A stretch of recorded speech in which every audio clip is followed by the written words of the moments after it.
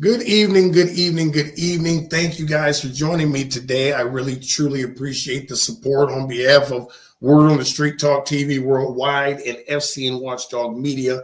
I really thank you guys that are tuning in, and thank you for the continued support that we've received throughout this whole situation that we've been faced with. Please like, share, comment. Don't forget to subscribe if you have not done so yet to our YouTube channel, Fcn Watchdog Media. We're all over Facebook. We're on YouTube. We're on Twitter. I mean, just about any platform. If you type in Fcn Watchdog Media, you will see our civil rights organization pop up. And if you choose to donate to our organization, you can do so by using our cash tag at DonateKNSMIN. All right, tonight we're going to go over the motion that was just filed today in the Supreme Court of Ohio regarding State Farm Fire and Casualty.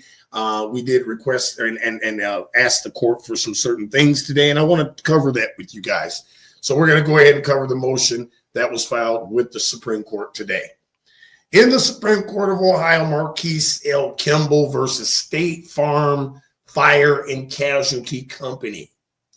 Relators motion for sanctions to strike defective filings and for other appropriate relief. Now comes Marquis L. Kimble, relator, pro se, and respectfully moves this honorable court under Rule 313 of the Supreme Court Rules of Practice, Ohio Civil Rules 11, RC 232151, and the court's inherent authority for orders as follows: imposing sanctions for frivolous and improper conduct by State Farm Fire and Casualty Company and counsel, including but not limited to misrepresentation, misleading argument, and incomplete disclosures in their pleadings, patterns of procedural delay, failure to comply with mandatory service requirements, striking respondents' defective filings for noncompliance with Supreme Court rules, Supreme Court Practice Rule 313, and Civil Rule 11, deeming allegations admitted and awarding appropriate relief on following grounds: State Farm's documented bad faith conduct, procedural abuse of the mutual dismissal and suppression of evidence, non-disclosure of Agent Jeff Lambert's unauthorized privacy violations, referring counsel for disciplinary investigation under Rule of Professional Conduct 3.3 and 8.4 for possible violations of candor to the tribunal and conduct prejudicial to the administration of justice. Memorandum in support. Procedural posture. Relator incorporates by reference all prior Supreme Court filings and exhibits 80 through 85A, which detail racially motivated vandalism and ensuing business interruption, a promptly filed State Farm claim frustrated by non-payment and procedural neglect, later wrongful conversion and dispossession of business assets during the adjusted claim period, orchestration of a mutual dismissal and underlying litigation, see Exhibit 82A, in exchange for an admission of privacy violations by a State Farm agent, an admission promised but never delivered. We talked about that. The scamified attorney, Zach DeSilvis, supposedly worked out a settlement agreement with Deborah McSorley. And the settlement agreement was I would sign off the property and give her back the property and give her back possession of the property that we purchased on land contract, recorded with the village of Swanton, mind you. But I would give her back possession of the property, and in return, she would give us a admission of who at State Farm disclosed personal information to her about our claim. Well, we signed and gave the property back, but some kind of a scamified hippie horse scam. She never admitted or never did, kept up her end of the bargain. How does that happen? So we agreed to a mutual dismissal, Mr. De Silvis, but yet you don't hold her feet to the fire for what she agreed to do, that you orchestrated, you scam, and then you made it so that we could never proceed after her again legally. You scamified scam. Zach De Silvis, Shinover Law Firm. It's a scam. Don't hire those scams. He walked our case right out of court. Legal standard. Ohio Supreme Court rules in Civil Rule 11 require all filings be signed, properly served, and well-grounded in fact and law. Rule 313 permits the court to strike documents filed by attorneys who do not comply with the rules, and to issue any sanction as the Supreme Court considers just.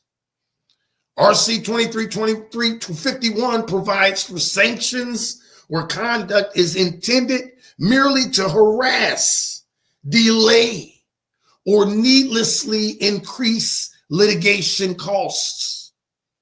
Rule of Professional Conduct 3.3 and 8.4 prohibit misrepresentation and misleading the court. How did State Farm do this? Well, way back, I think it was way back when we were somewhere around exhibit 11 or 13, the court notified me that State Farm filed a motion to dismiss. That's perfectly fine, because as soon as they filed the motion to dismiss, I filed a response with the court. And then I did the proper thing, which is notify the defendants and their attorneys that I filed a response to their dismissal. Well, then after about 20 minutes after I sent the scams my response, serving them as I'm supposed to, State Farm then sends their notification of service of the dismissal 20 minutes after I already filed a response and served them. Complete violation of the Supreme Court rules, flat out. How are you even an attorney and you're just violating the rules and it's not being called? You should be disbarred for that, you scam. Attorney Lori Thompson for State Farm, she's a scam.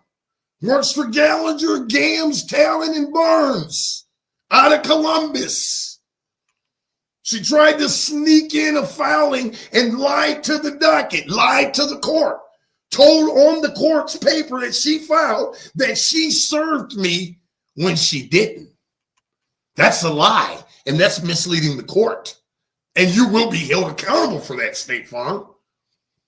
Basis for sanctions: misrepresentation, concealment, and failure to provide admission.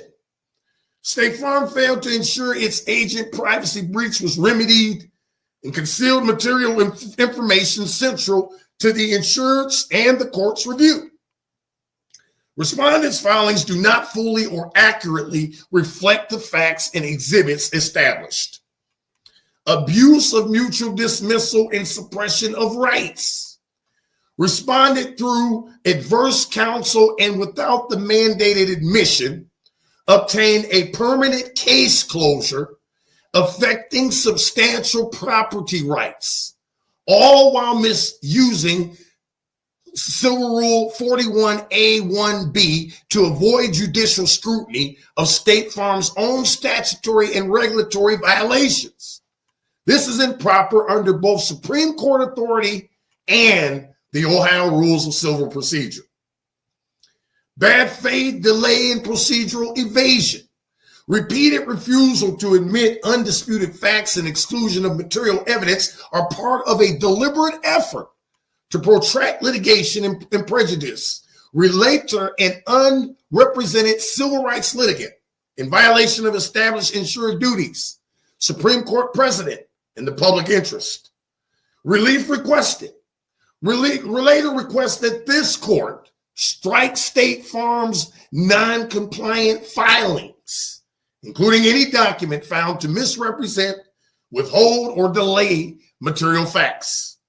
Impose sanctions as provided by Rule 313, Civil Rule 11, and RC 232351. This may include, but is not limited to, default or limitation of defense, an award of fees and costs, further referral for disciplinary proceedings.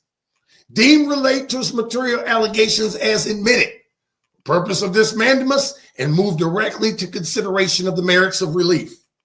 Order such other and further relief as is just and appropriate. Conclusion.